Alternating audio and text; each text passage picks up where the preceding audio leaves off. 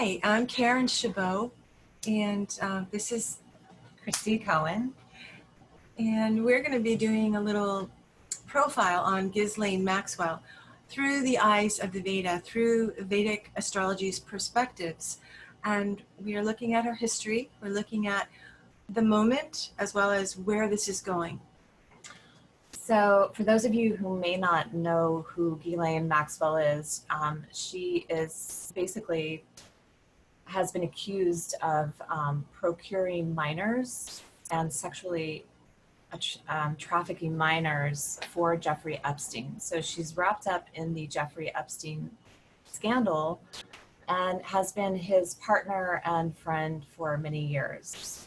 So Karyn and I wanted to take a look at her chart today and just shed some light on where we think why this happened, how did this happen in her life, how did she get to this point, and then also where is this going. So why don't we pull up her birth chart. Here's Ghislaine, a picture of her, and these are some of the accusations that she's been a modern day madame, partner in crime, sex scandals, involved with all kinds of, acts with minors. And here is her blueprint. This is her Jyotish chart. Jyotish is the science of light, and it's another word for Vedic astrology. And this kind of tells us her life patterns, where she's going, why she is who she is. It's a personality profile, an understanding, a deep understanding of her soul contract. And we're going to look at it from as many angles as possible. So you want to? Yeah. So very interesting chart. Right away, you're going to notice that it is extreme. It's different. There are many planets to be found in the 8th house, which is this stellium of planets here. So there's Mercury, Sun, Mars, and Venus, all in the 8th house. And Venus is the ruling sign. Her lagna, or her rising sign, goes to the 8th. And she has that Mars-Venus passion combo.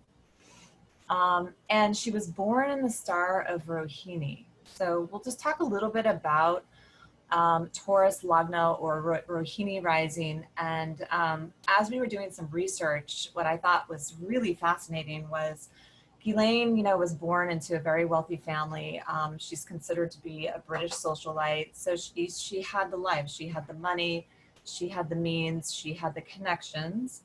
And she was considered her daddy's favorite. And the fact that the ruling sign, we call the Lord of the chart, or the ruler of the chart, goes to the 8th house. It's very significant. Look at that 8th house. Even though there's a number 9 on our screen, that's the 9th sign of the zodiac, meaning Sagittarius. But that actual house number is the 8th house. And Kristy will tell you what the meanings of the 8th house are all about, and then we'll discuss her themes in her life, all the 8th house themes that have followed her. Well, so when I look at this chart, I see an 8th house type of person, because like we said, we have 4 planets there. We have the Lagna Lord there, and we also have the Sun. And all of those planets, except for Mercury, are in the nakshatra of Mula. And Mula is also a difficult nakshatra. Not that Rohini is difficult, but as we'll get into later, we can see that the moon is in Ashlesha with Rahu, which can be a difficult combination. And we just want to back up a minute. That nakshatra is a Sanskrit word for lunar star or lunar mansion, and we use those 3 terms interchangeably, so don't get confused or thrown off when one of us might say nakshatra and slip up instead of saying lunar mansion or lunar star. And there are 27 lunar stars that we're going to be referring to that are very insightful in everybody's chart, but specifically this chart, this Mula and this Ashlesha is amazingly intense. Yes. Yeah, and considering the storyline and the life and the karma, it's very fitting. It's not a surprise. So going back to the 8th house, the 8th house Baba, when it goes wrong, it can get into themes of sex scandals, manipulation, hiding out, power struggles, passion, and, just sort of like the dark side of life. Just to mention a few of the themes. It's also a house that shows other people's money. Yeah. And Ghislaine Maxwell's father was a publishing mogul in in England and extremely wealthy. And, you know, she has definitely been the, what's the word I'm looking for? The heir of all this wealth and this money. And, you know, sometimes people live off other people, can be sort of an eighth house theme. So if you have a loaded eighth house, you know, you might be one who acquires money of other people through inheritance or through scandal even. So windfalls, even through, you know, an insurance claim or money that you didn't earn and money that wasn't necessarily a gift. So that's what the eighth house represents. So she is someone who was born into money, and it wasn't her earned money. So there's a lot of money around her because we have 4 planets in the other people's money's house. Yeah. Rohini is also, you know, a luxury star. So it's also common that people that have Rohini in their charts can come into considerable wealth, or at least love money, love to be around money. Yeah. So Venus is the ruler of the first house and the 6th house, as you can see here. Venus is ruling Taurus and it's ruling Libra. It goes to the 8th house. So this shows an interest in 8th house themes. You know, it also shows a little bit of trouble because the 6th house can bring lawsuits and obstacles and enemies. And then the 8th house can bring those scandals. And we see this playing out in Ghislaine's life. And I think it really started in 2015. And Karyn and I, we'll talk about the dashas later and what's going on. But she is sort of in this Mars period right now. And Mars is activating this 8th house. It's activating the planets that are also sitting here. And like I said, her Venus, her Lagna Lord is here. Let's talk about, before we get to the moon, why don't we talk a little bit about Mula. And Mula is a nakshatra that is said to bring destruction, right? It's Yes. It can be a destructive nakshatra. It can really almost obliterate everything.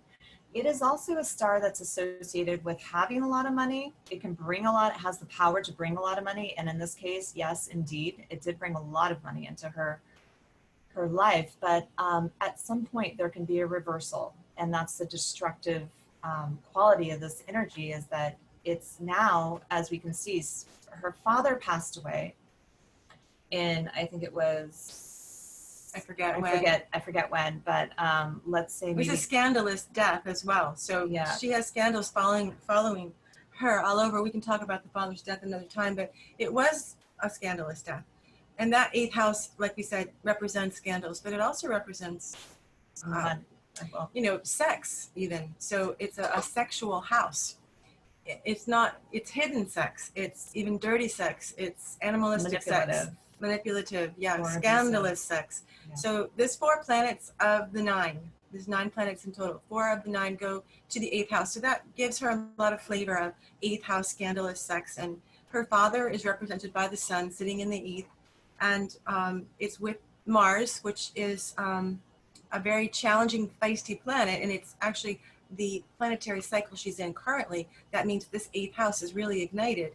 But when sun burns on top of Mars in the 8th house, it's a kuja dosha, which is a Sanskrit term meaning 2 planets that align together that cause a lot of heat. Yes, but in a way that is so inflammatory that it can burn itself out, and it can give rise to perversion as well as a lot of money.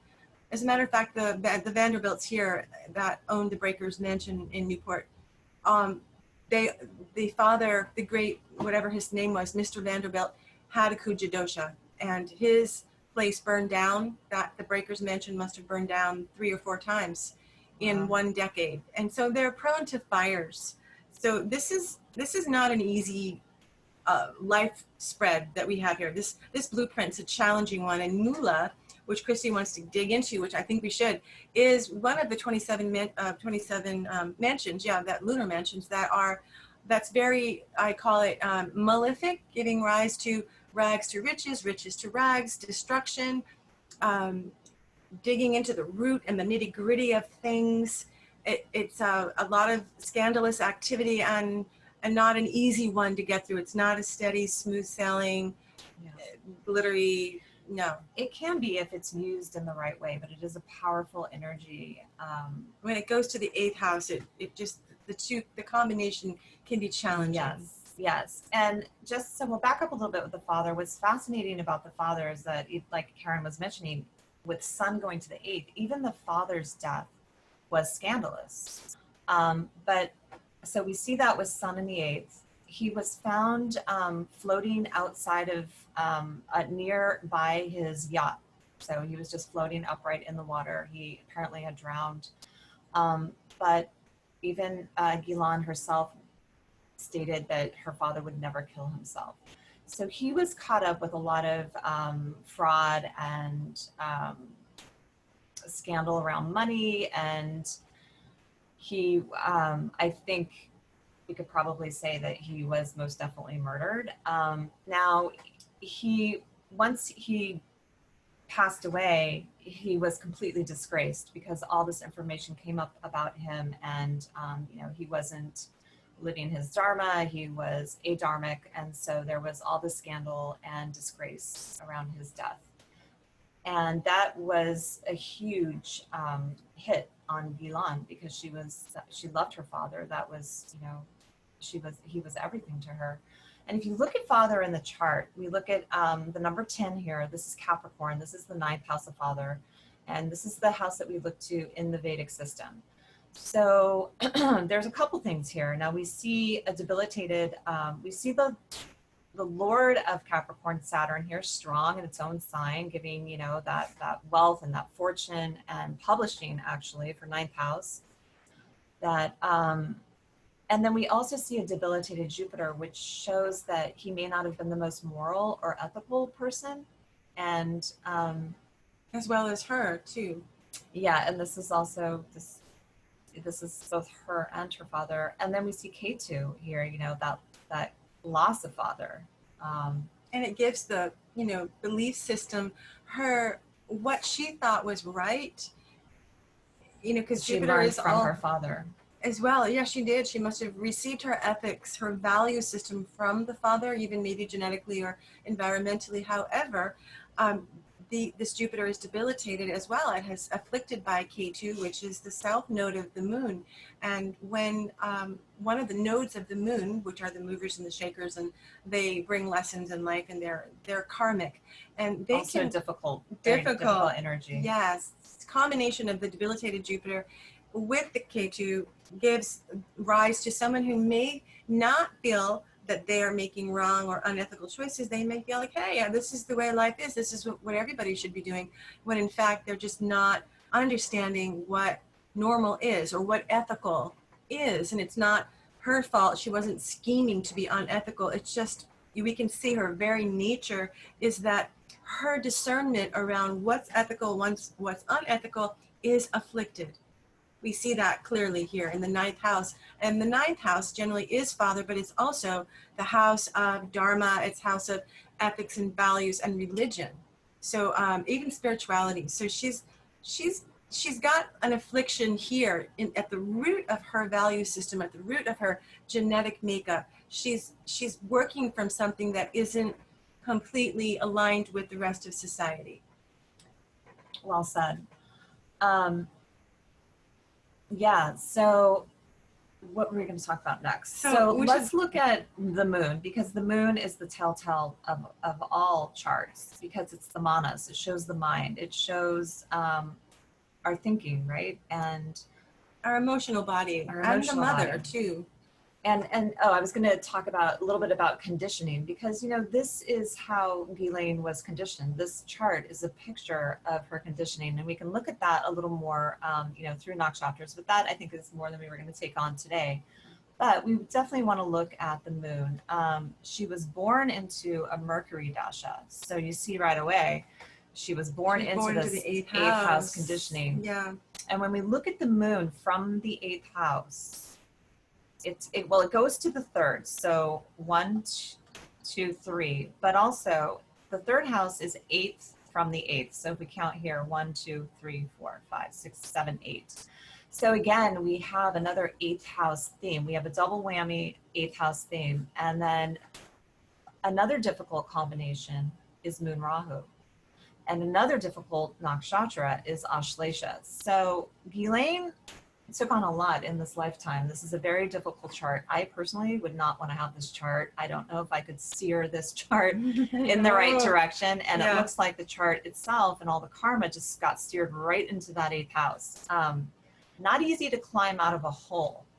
So Ashlesha, I mean, do you want to talk a little bit about Moon Rahu? And well, a lot of people who have Moon Rahu have an afflicted emotional body, just the way we see Ketu as the south node afflicting Jupiter and the ethical body and the ethical fields of living. The moon governs emotions and the mind, and it's very powerful. It's what we call swa in its own sign. It's nearly full, so it's quite bright.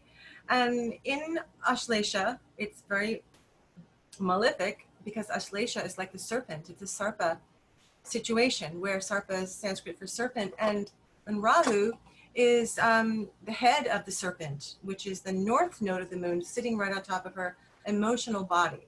So she emotionally may have felt derailed and destabilized many times, but it could also mean that there's a affliction, or I use that word a lot today, but there's a impediment or a something in her emotional body that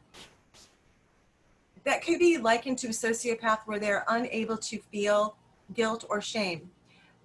So with that, it's not that there's a manipulating, like I am now choosing to be a cold, mean, bad person. It's more that in her emotional body, she has like I'm not finding like the words, a hole. Let's just call it maybe like a hole, a tear, like a tear in the fabric. Yeah, there's a tear, there's a rip. So the emotional body isn't fully. I lost that. I'll let you take over, because I know what I'm trying to say, but the words aren't coming out. Yeah, so, well, let's just talk about a little bit about Ashlesha. Now, Ashlesha is a serpent. The deity is a serpent. And so these people are known on the darker side of this nakshatra to be seductive, deceptive, manipulative, scandal, and intrigue. Okay, now it's an amazing nakshatra for research and for kundalini and for transformation. But on the darker side, you know, because that Rahu is there as well, and you have Saturn 7 away aspecting it, and then you have the debilitated Jupiter, which is, you know, holding back on the morals and the ethics, and Ketu. This is just a setup, again, for someone who's able just to rationalize what they're doing. If they are manipulating or taking a walk on the dark side, let's say. So not only do we have Ashlesha Nakshatra, Moon Rahu, but then it's also placed 8th from the 8th. And even the 3rd house is, you know, it's a house where we feel that sexual energy, the ego, it's a very egotistical house. We're driven by our desires and what we want. And we have a lot of courage to put ourselves out there and go get them. So she may very well have felt, what I think in the chart of, you know, Rohini is very attractive, very beautiful, very smooth. It's also a Sarpa nakshatra. Its yoni is the snake. And I just feel like, and I heard this with a lot of testimony with the girls, there are 6 accounts of alleged, you know, sex trafficking and procuring of a minor that are pitted against her right now. And when I watched the documentary on Jeffery Epstein, Filthy Rich, a lot of the girls said, you know, they normalized it. They made us feel, and that's very manipulative, very 8th house, very Ashlesha, to manipulate something, and very snake-like to make it feel normal. And she could have, you know, on some level, I even feel like she may have been a victim of Jeffrey Epstein's, and she just got caught up in it. After her father's death, she sort of ran into the arms of Jeffrey Epstein. She left England, she moved to New York City and met Jeffrey, and they just, you know, hit it off for years. They were lovers, and then they became best friends, and then she basically became, you know, his madam or pimp, if you want to put it that way. I heard she starved herself a lot. Maybe she had some anorexia, and there is something to that where she wanted to be attractive in that young way because he liked the very young. He was attracted to the thinner, you know, and they're usually thin and girl-like body. So to try to not eat, starve yourself so that you have that girl-like body, so he could be attracted to her. I think that may have been the demise of the relationship, was that she was aging and couldn't keep up with that girl-like body, and maybe that's when it turned into the platonic friendship. And then she became, I mean, she was on payroll. She actually worked for him. They had a great partnership, friendship that, you know, became platonic. And we're looking at, I'm going to look at that Jupiter. Well, I want to, you want to go over? Okay, go ahead. I think what you were touching on was when we were researching Ghislaine, sadly, and this is very, you know, it's Mula, it's Ashlesha, it's the third house. So we're going to look at the third house of siblings. Now she was 8, I think she had 8 siblings or 9 siblings. And so 2 days before she was born, her brother, she had a 15-year-old brother who had got into a car accident. All right, we're talking about siblings, we're talking about car accidents, that's all third house themes, and was comatose until for years, and then eventually passed away. And the mother was stated, and this is on Wiki, I don't know if it's true or not, but it definitely makes sense in this birth chart. Yeah. That she, as a child, as a 2-year-old, was starving herself and not eating. She was anorexic as a toddler, which I find very odd, but I don't know. With a debilitated Jupiter, doing medical astrology, that can give rise to anorexia. It also aspects her 5th house of children. So there's a debilitation, and Jupiter is a karaka, or an indicator for children. So it is going into the 5th house of children because Jupiter aspects 9 away. So we have 9 away from where it sits, sitting in the house of children. It's bothering the house of children, we can say, where it's not giving, you know, good juju to that house, where she might see children in an offbeat way and have an offbeat relationship with them, because you know that Jupiter is all about dogma and ethics, and then that 9th house also is about spirituality, ethics, and dharma, and then having it be debilitated and aspecting to the 5th house of children, it can mean that she just has a little twisted view of relationships with children. Yep. So what else do we want to talk about? Mars is like yeah. Let's talk about, so where is this going? So what happened with Ghislaine is she had been hiding out. Jeffrey Epstein was basically in the hot seat for years, but let's say 2015, they were on his tail, and he was definitely, the law was catching up with him. At that time, he had cut some kind of a deal, and she was in on this deal. So whatever he agreed to, it was agreed that Ghislaine would be okay, or you know, not involved. So that was part of a plea bargain that he made, that she would be safe. But then he was arrested in November of 2019, or maybe it was the summer, maybe September, August, September. And then he committed suicide, and or he could have been killed. Yeah, another scandalous death around men, that 8th house, showing up in that 8th house for her. And she, I just lost my train of thought. We were going to the Mars, me too. Mars and the 12th house. Yeah, so now, so what's happening with her now? So from 2015 until now, she was hiding out. Nobody could find her. Very Ashlesha, very 8th house. And 8th house is like a cavity, it's a hole. Great place to hide.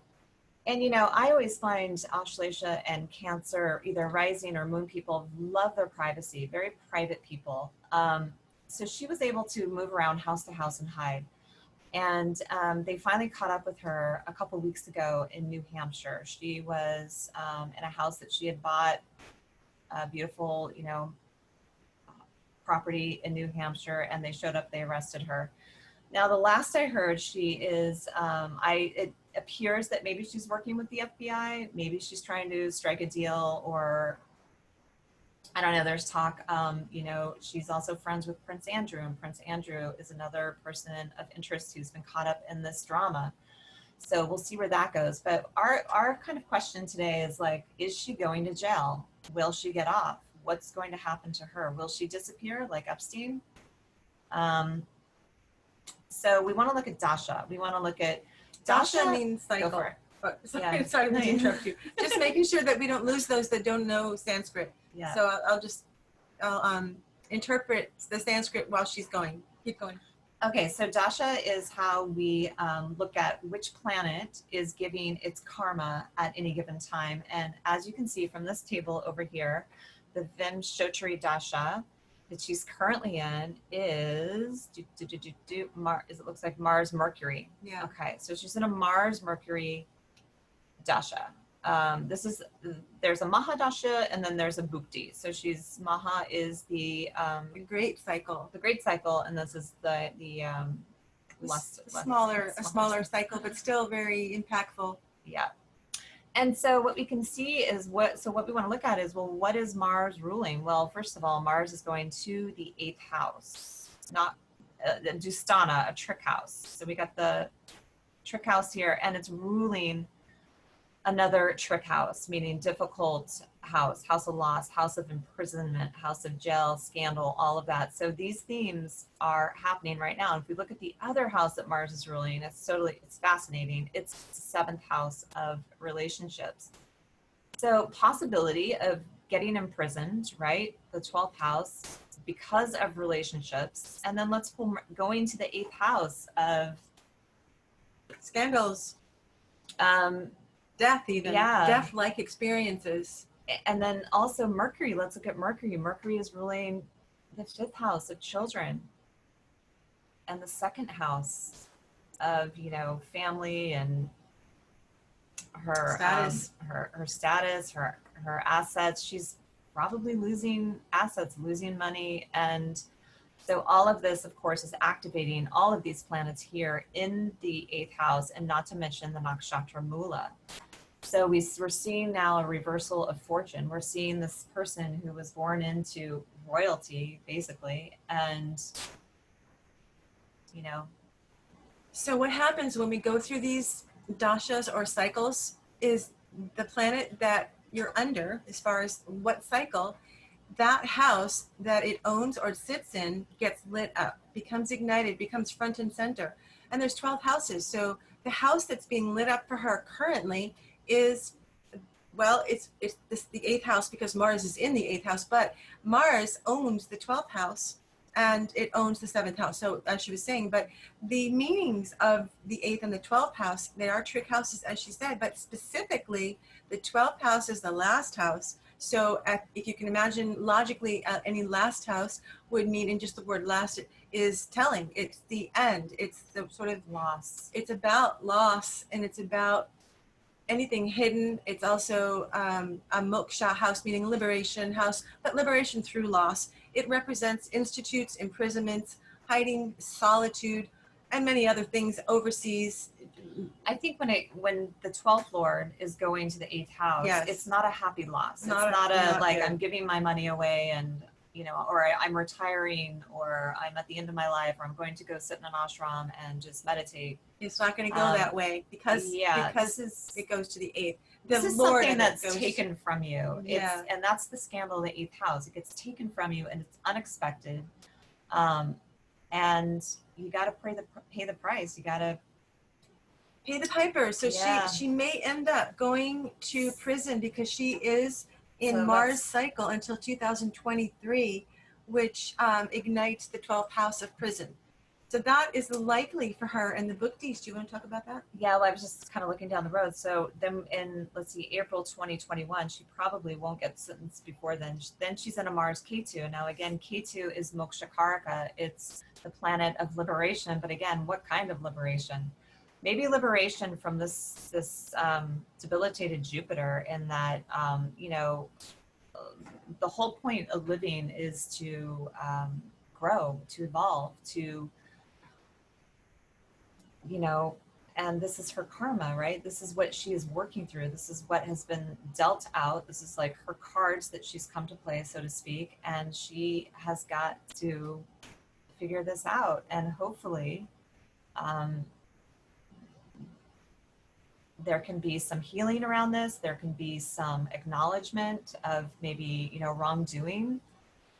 And she can get through it. I mean, I have the utmost compassion for all these girls and all these people that were harmed, but I also feel compassion for her. I mean, this is really coming to a head, and it's a sad situation. Very sad. Yeah. Very sad. So Karyn and I wanted to just sort of, you know, look at how does something like this happen? You know, how does someone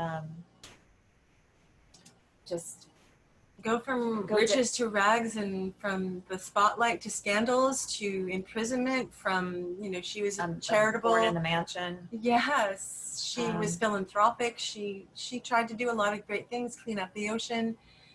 She did a lot of wonderful things. Maybe she really had a really good side to her. She may have impacted people's lives positively. You know, not everybody is a villain 100%, and we're not saying she's a villain at all. It's just this chart doesn't look like a chart that could escape a prison sentence. This looks like when she was going to, as fate would have it, have a Mars activation, it would activate the 12th house of prison, and it's a sort of a likely place that she'll end, which is unfortunate, but it is what it is, because even after that, it goes into the 8th, it goes into the Rahu. 9th.